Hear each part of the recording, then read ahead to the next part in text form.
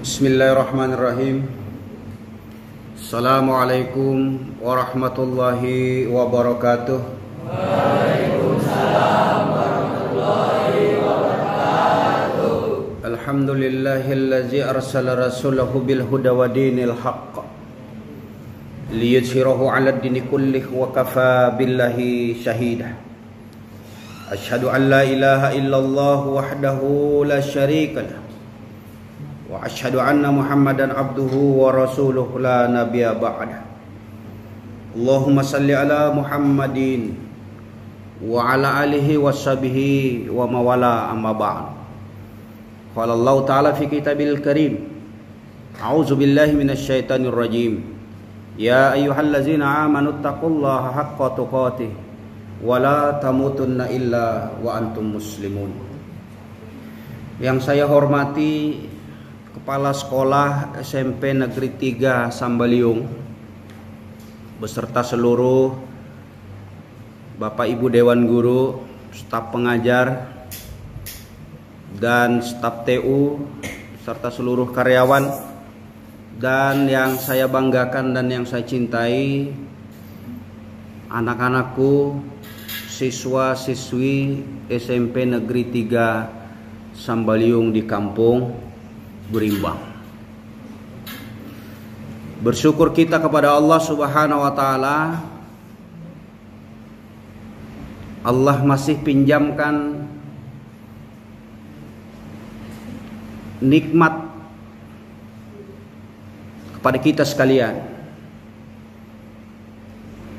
Nikmat usia, nikmat umur,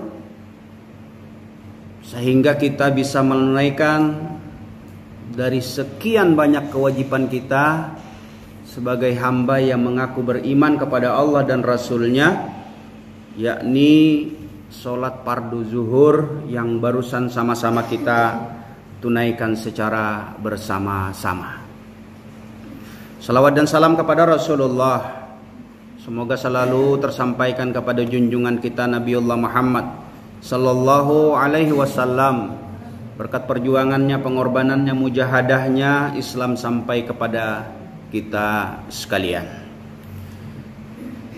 Bapak Ibu, anak-anakku sekalian yang dirahmati Allah Subhanahu wa taala, tadi sudah disampaikan di mukaddimah pengantar, saya Daud Badarudin diberikan amanah oleh Majelis Ulama Indonesia menyampaikan sosialisasi fatwa MUI pusat yang berkaitan dengan membangun karakter, membangun mental, membangkitkan generasi robbani, generasi unggul, generasi milenial yang mudah-mudahan dari pertemuan ini akan memberikan manfaat baik bagi diri saya dan juga kepada seluruh yang hadir pada kesempatan ini. Amin ya rabbal alamin.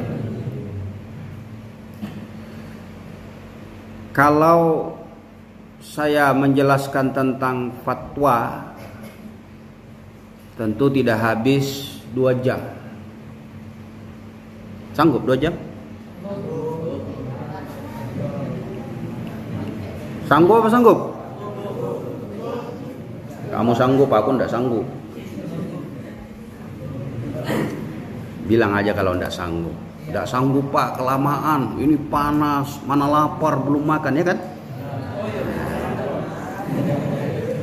Lebih baik terus terang daripada terang terus.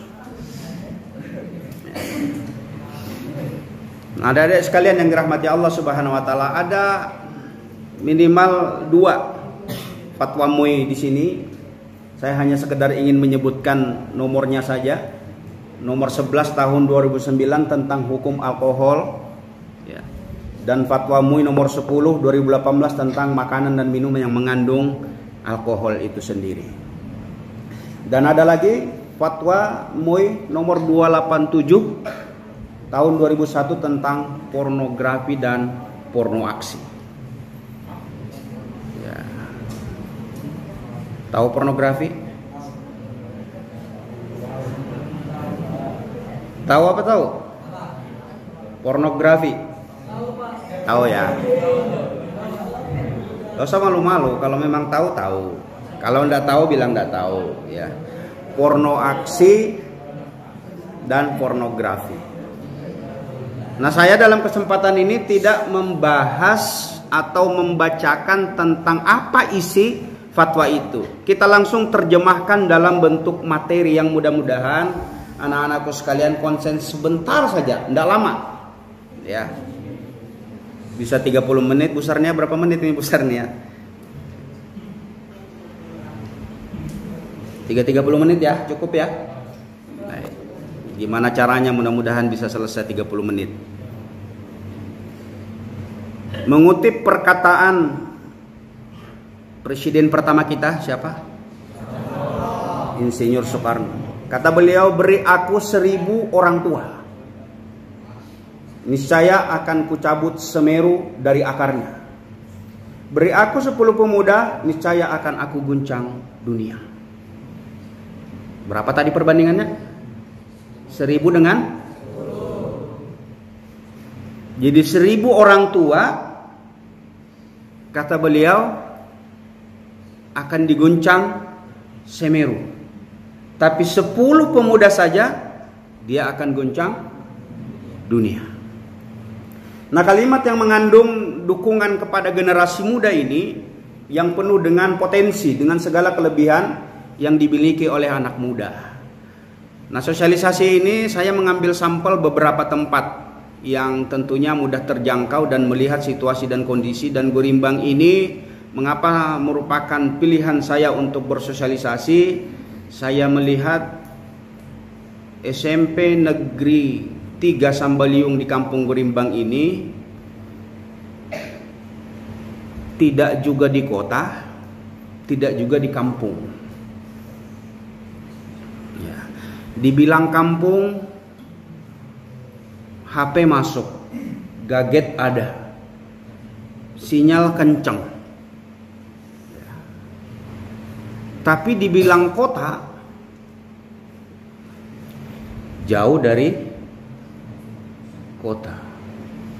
Jadi kira-kira di tengah lah. Sehingga ini yang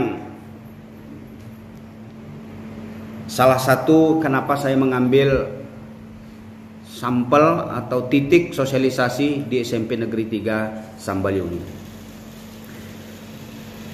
Nah, bicara tentang generasi muda, bicara tentang yang namanya pemuda, hari ini ada ndak di dalam pemikiran kalian semacam bentuk kekhawatiran terkait dengan anak muda?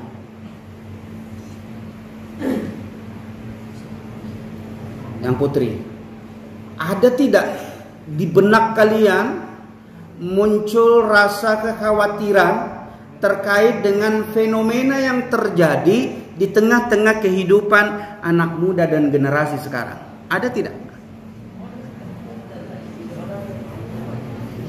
Yang putranya, ada?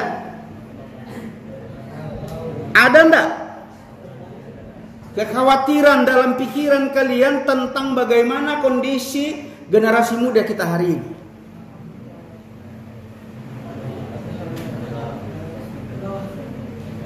Tinggal jawab, ada apa enggak?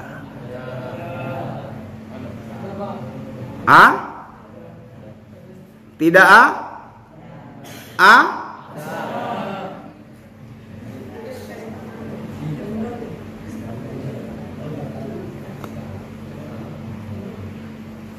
Jadi bukan ada, tapi banyak sekali. Kondisi pemuda generasi kita hari ini, yang katanya di zaman milenial, itu sangat-sangat memprihatinkan. Maka bagian daripada upaya bagaimana generasi yang hari ini tercaplok dengan pemikiran-pemikiran yang tidak baik, yang tidak benar, maka ada upaya-upaya yang akan kita lakukan. Salah satunya yang akan kita lakukan itu adalah bagaimana mencoba membangkitkan pemahaman, pengetahuan tentang pemuda dan generasi itu sendiri.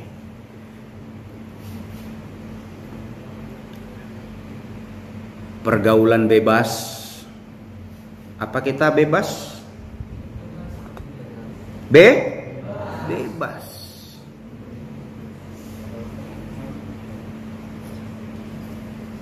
Laki-laki dengan perempuan hampir kita tidak bisa membedakan. Ini saudara apa pacaran? Ya kan? Dia saudara apakah pacaran? Hampir tidak bisa kita membedakan.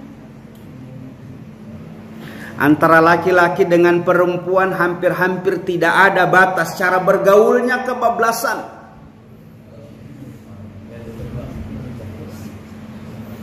Nah yang begini-gini ini kalau tidak diantisipasi sesegeranya, secepat mungkin, maka akan bahaya. Jadi bukan bahaya lagi. Hari ini memang belum terasa, belum terlihat. Tapi nanti 10, 20, 30 tahun yang akan datang, yang kalian sebagai pengganti pemimpin hari ini, itu baru akan melihat bagaimana akibat yang setelah hari ini kita rasakan. Kalau kami sudah di dalam tanah, ya 30, 40, 50 tahun itu sudah tidak ada lagi kami ini. Tinggal kalian sebagai penggantinya. Maka akhlak, kebaikan, kejujuran, keikhlasan, kebaikan itu ditentukan hari ini. Makanya lewat pembinaan, majelis taklim, majelis zikir, pengajian dan sebagainya itu adalah bagian. Nah, terkait dengan gaul bebas ini di kalangan remaja, di sebuah catatan dikatakan bahwa hampir 2,4 juta wanita usia remaja setiap tahun melakukan aborsi. Tahu aborsi? Tahu ya?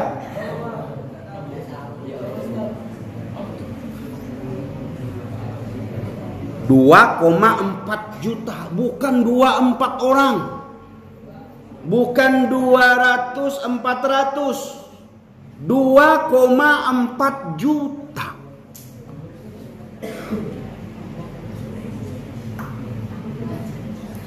Hamil di luar nikah, lalu kemudian takut, khawatir, malu, lalu kemudian aborsi namanya. Dipaksa lahir sebelum waktunya. Kenapa? Takut. Takut dengan orang tua, takut dengan teman, malu dengan macam-macam. Maka dilakukan oleh mereka 2,4 juta setiap tahun melakukan aborsi. Makanya sering kita dengar berita kan? Tahu-tahu dibuang di Sungai Gurimbang. Sungai Gurimbang. Di sungai maksudnya. Ya, di kali, di sumur, sering kita dapatkan. Ada di belakang rumah, ada dekat pembakaran sampah. Itulah salah satu akibat pergaulan bebas yang lepas, sehingga menyebabkan hamil di luar nikah lalu kemudian aborsi. Sehingganya Islam mengajarkan wala taqrabuz zina, kata Allah.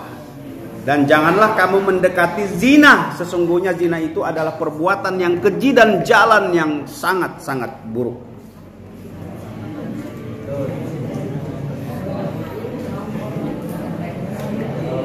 Halo?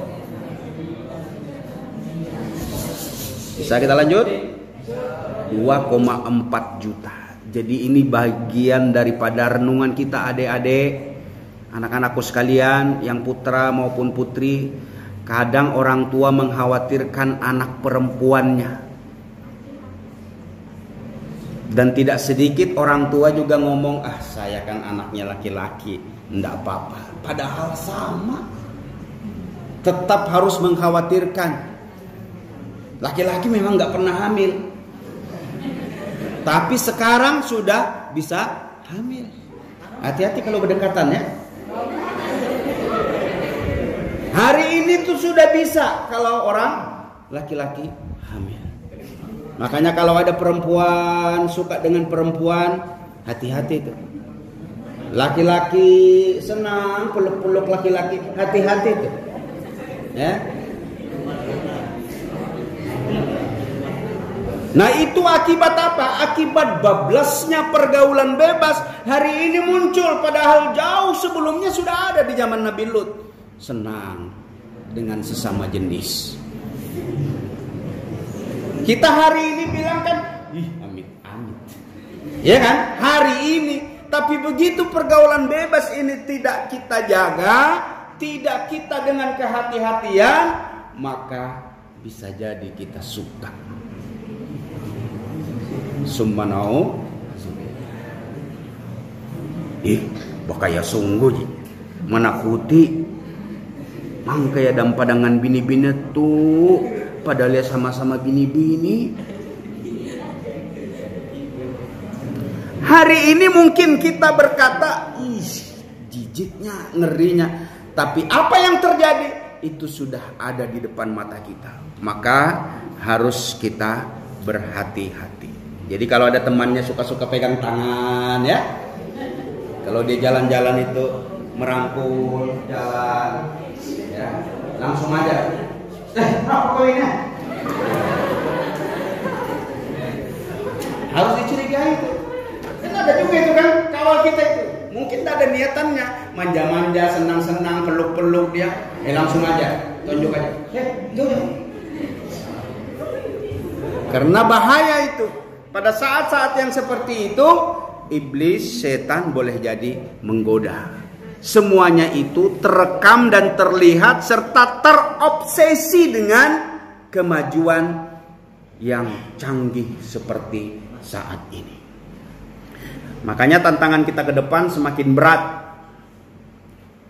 Hiburan, gadget, HP, internet, YouTube, semua media sosial hari ini merupakan tantangan yang sangat luar biasa. Tapi bukan berarti kemudian kita tinggalkan. Jangan kita menjadi orang yang keliru memanfaatkan media sosial. Saking kehati-hatian kita, saking takutnya kita, akhirnya apa? Kita tidak mau pegang HP, tidak mau pegang gadget, tidak mau belajar laptop, tidak mau menggunakan internet. Salah. Karena kalau kita jadi orang yang gatek, tahu gatek?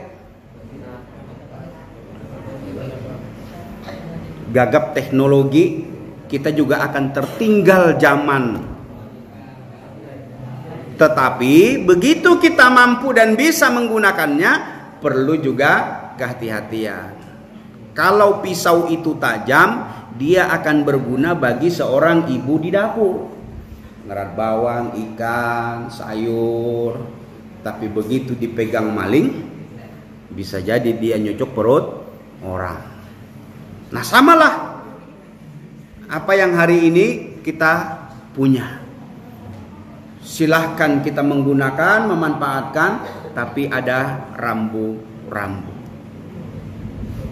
Nah kemajuan teknologi ini tidak bisa tidak sudah menjadi kebutuhan kita, bukan hal yang mewah. Kalau dulu-dulu di zaman-zaman awalnya yang namanya HP itu menjadi sesuatu yang wah, hari ini tidak. Sudah menjadi sesuatu yang biasa-biasa saja. Anak-anak adik-adik kita yang SD bahkan TK itu lebih lincah berselancar di dunia maya ketimbang bapak ibunya. Ya kan? Dia tinggal pencet, dia tinggal mainkan aja. Bahkan kita sendiri lebih hebat dari bapak ibu kita. Nah kadang-kala kalau kita salah memanfaatkannya, orang tua kita pali-pali. Kita bunguli. Siapa tengah-tengah malam itu mau WA di kawat tu?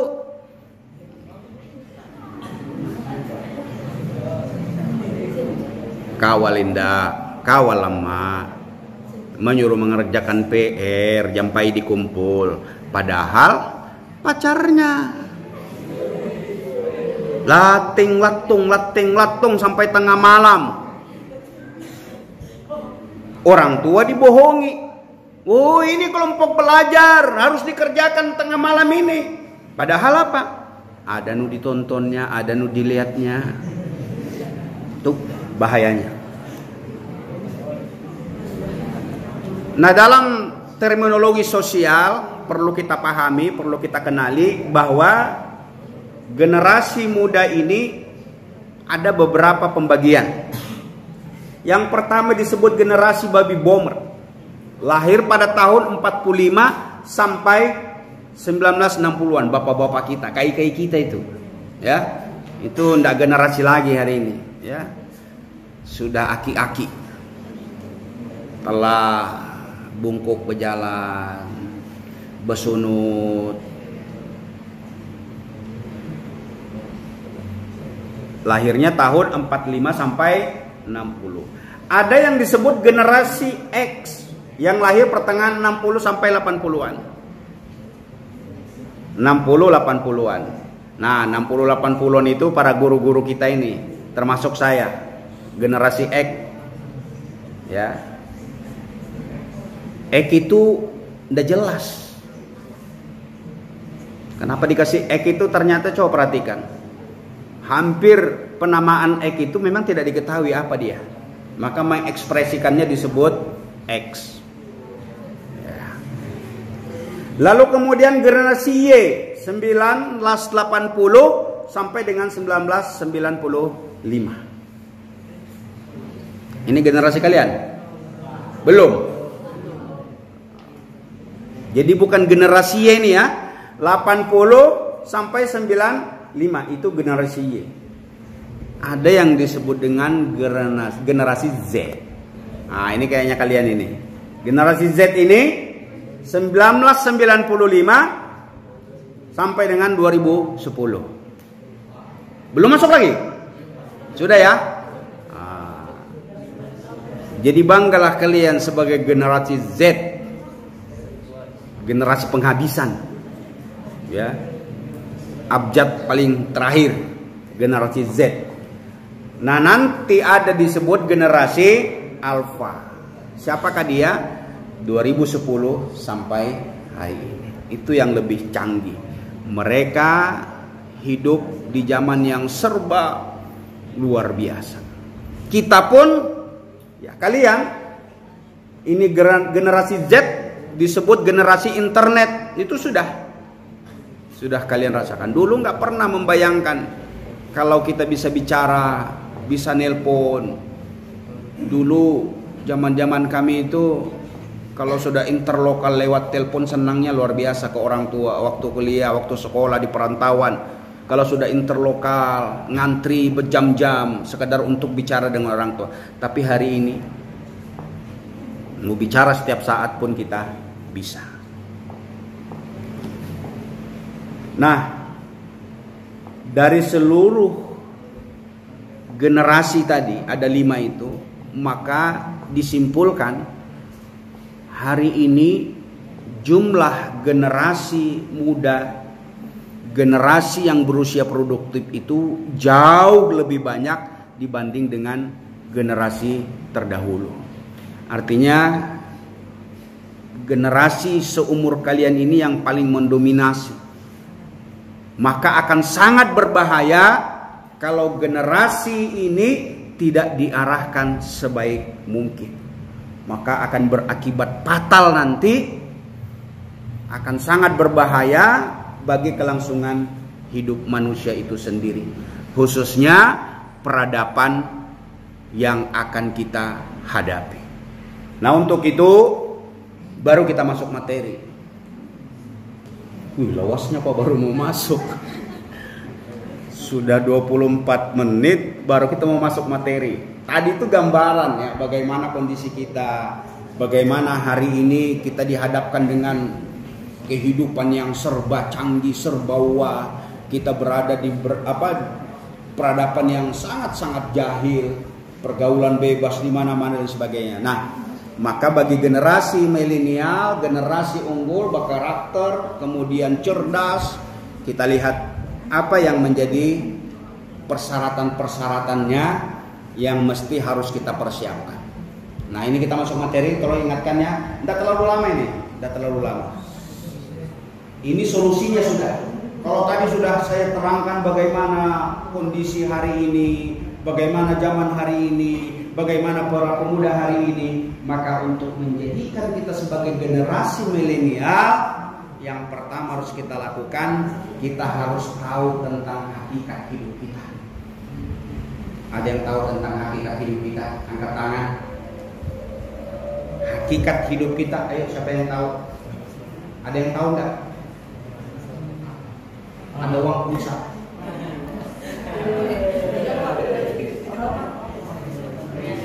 Ayo, ada yang bisa?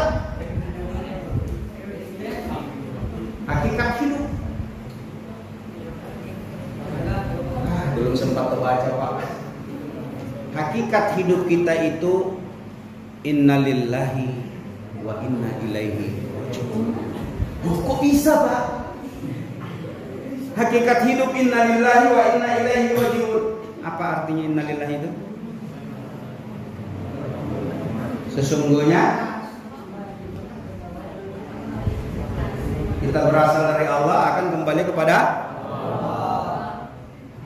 Itulah sesungguhnya hakikat hidup manusia. Jadi sehebat apapun nanti kita ini, sepintar apapun kita ini, mati. Kita ini camat semua, calon. Itulah hakikat hidup, bahwa semua kita ini kullu nafsin zaikatul maut, kata Allah. Setiap yang bernyawa itu pasti akan mati. Dan mati itu tidak pilih-pilih. Oh nanti kalau saya sudah lulus SMP, SMA, S1, S2, S3, S3. Enggak ditunggu kita sarjana baru kita mati. Enggak ditunggu kalau kita mati itu nanti kalau saya sudah berkeluarga, sudah punya anak, saya sudah alim, saya sudah rajin ibadah baru mati. Tidak. Mau tobat atau tidak, kalau sudah waktunya kita mati, mati.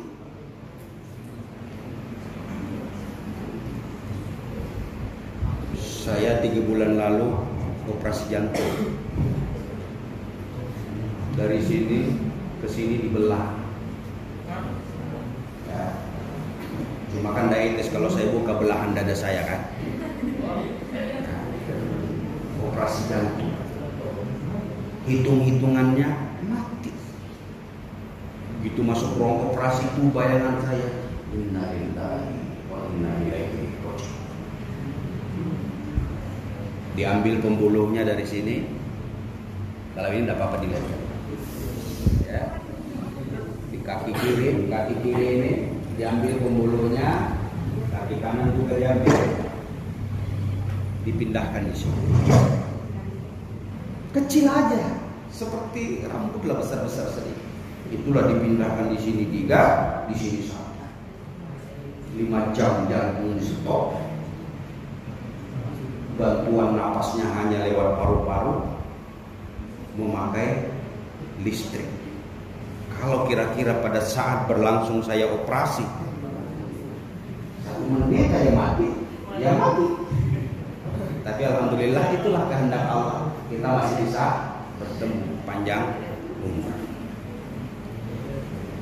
Kayak yang pertama, maknai betul-betul hakikat hidup ini. Sehebat apapun, sepintar apapun, nanti kita akan mati. Tapi bukan berarti dengan memahami bahwa kita akan mati terus kita loyo, pesimis, tidak semangat. Kenapa kau tidak mau belajar? Kenapa kau tidak bekerja?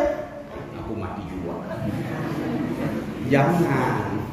Tetap optimis, tetap semangat, tetap belajar.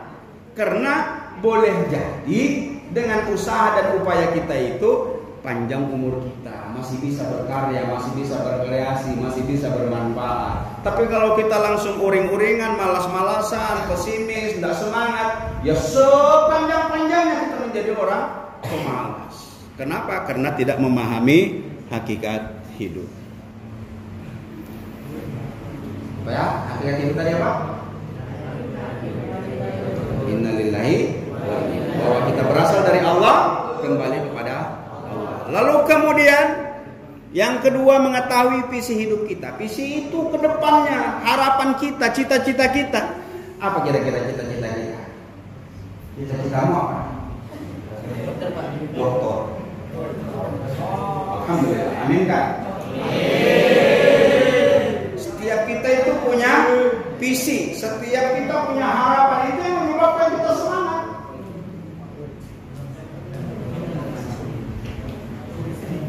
Maka visi manusia apa? Visi manusia itu Rabbana atina fid dunya hasanah wa fil akhirati hasanah wa qina azabannar. Apa itu Rabbana itu? Ayo apa? Ini doa sapu jagat yang selalu kita minta di akhir doa. Rabbana atina fid dunya hasanah wa fil akhirati hasanah wa qina azabannar. Kira-kira ini.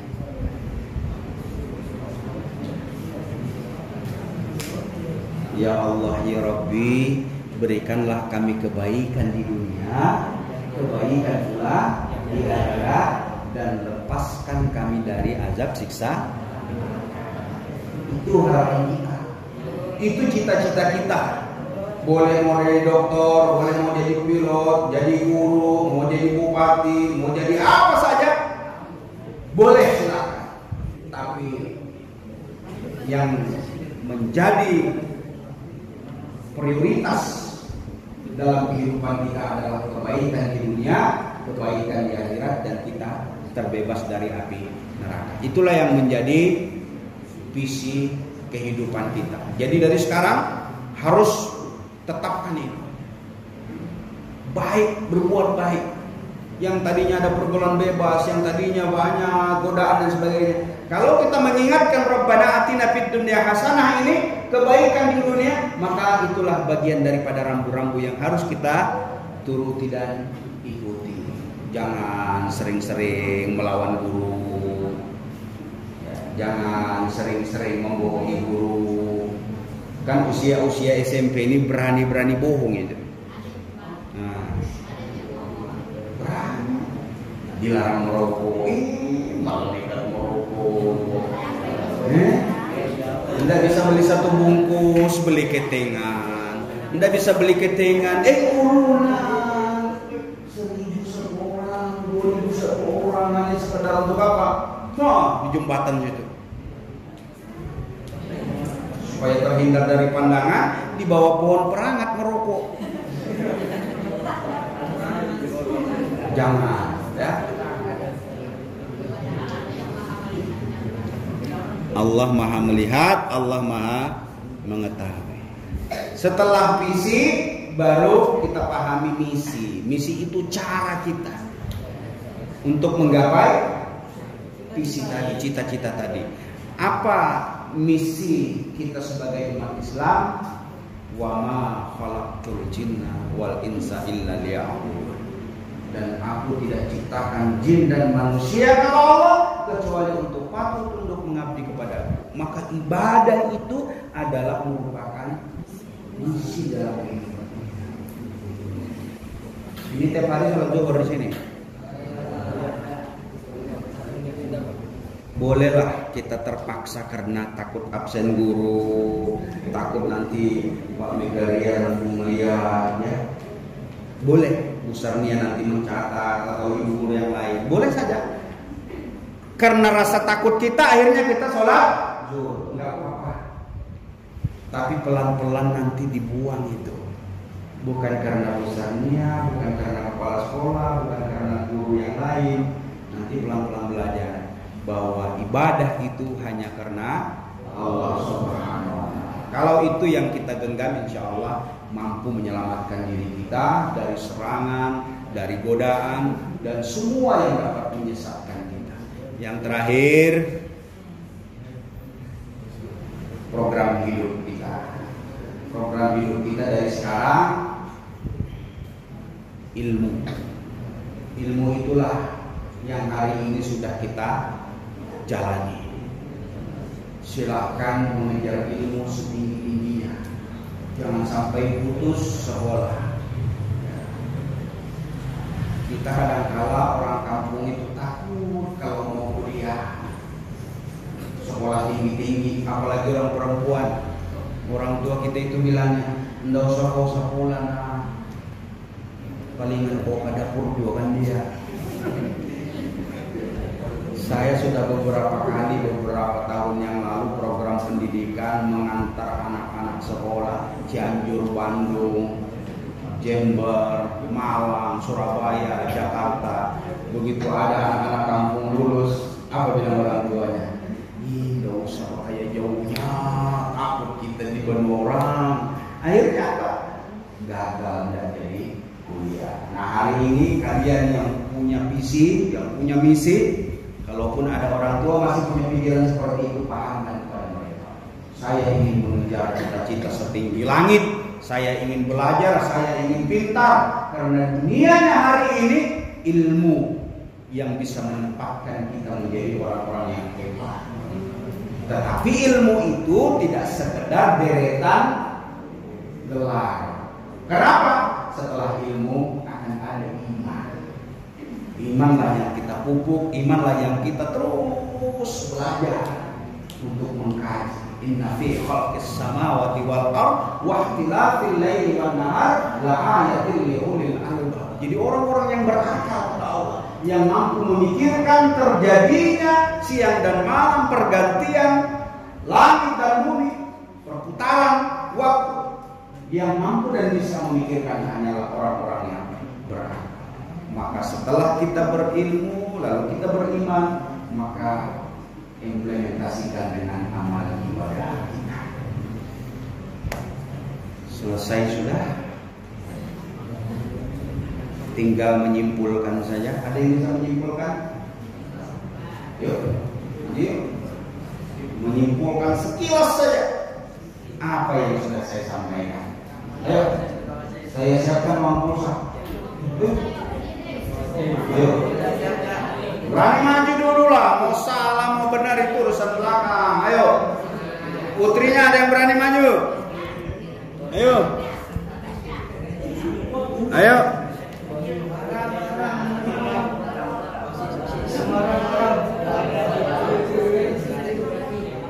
Ayo.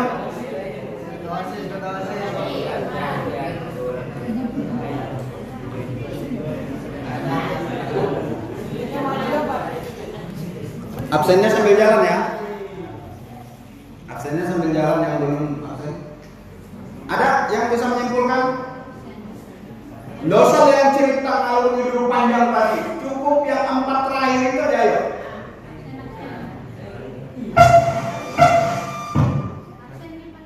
Ayo. Absennya putar cepat.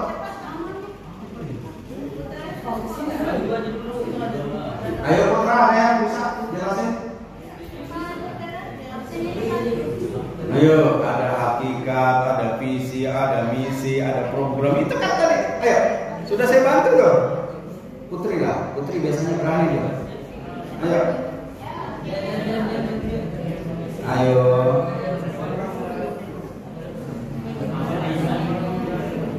Pasti bisa. Yang penting berani dulu. Ayo.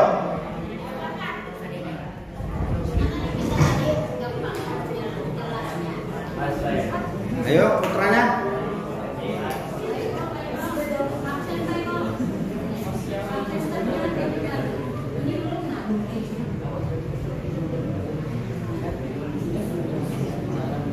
Jadi nggak ada yang berani maju ya. Ayo putranya. Ayo. Ini maju. Yang berani-berani tampil itu ayo. Ya, giliran Rabana saja berani. Ayo. Giliran penyanyi berani. Ayo. Putrinya ada?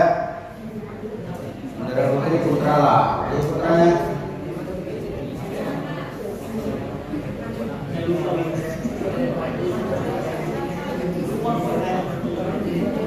Ya.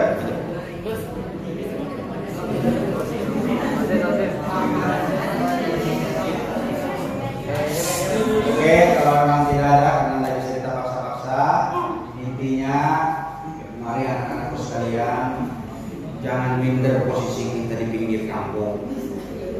Jangan minder kalau kita ini berasal dari anak kampung, tapi semangati diri kita bahwa kita bisa tampil dan bisa juga seperti orang-orang kota. Harus belajar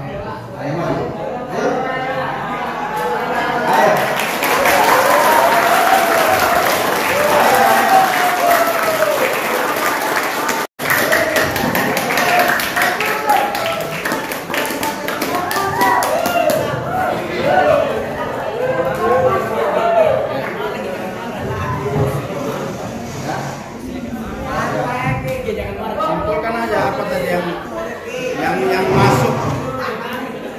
Ya.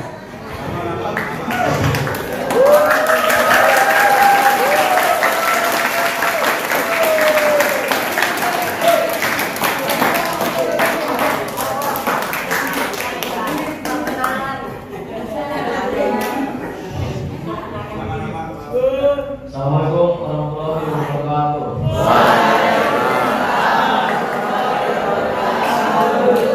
Saya Semarang dari kelas 9B.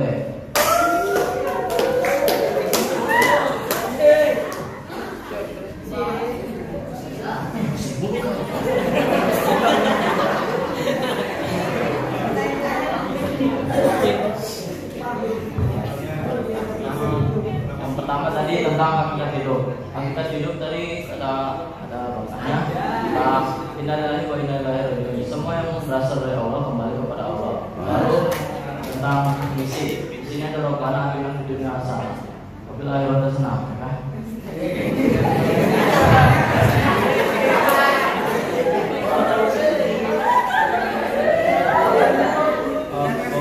Yang artinya mendapatkan semoga baik di dunia maupun di akhirat. Lalu tentang isinya tadi tidak menciptakan manusia dan jin kecuali untuk beribadah kepada Aku. Lalu sisanya saya lupa Pak.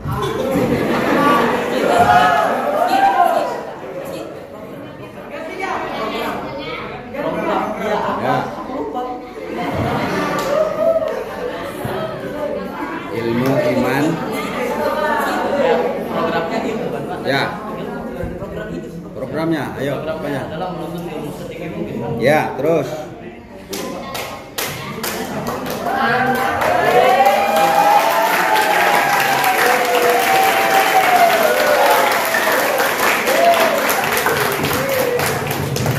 Oke.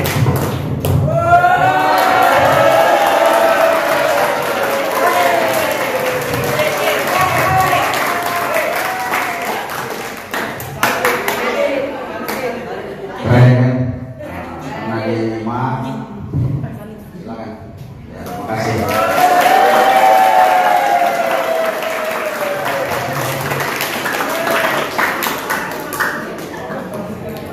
Luar biasa.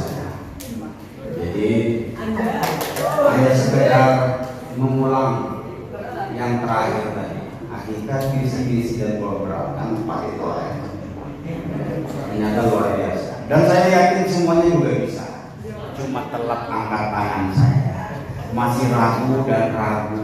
Maka itu yang harus dibuang. Harus berani tampil. Persoalan salah itu orang enggak juga dinilai kan. Kita dinilai aja berani maju, apalagi kita ada penilaian ya. Saya kira itu. Atau ada lagi yang mau? Putrinya lah paling enggak mewakili ya. Ayo.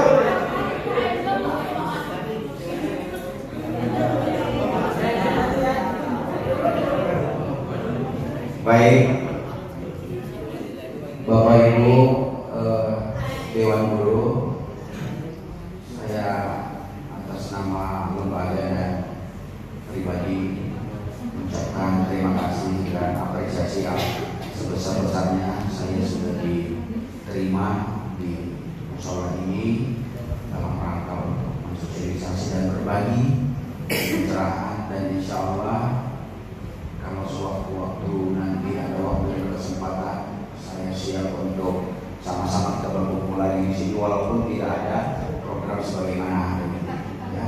Silakan saja, saya terbuka waktunya untuk berbagi dengan anak-anak saya.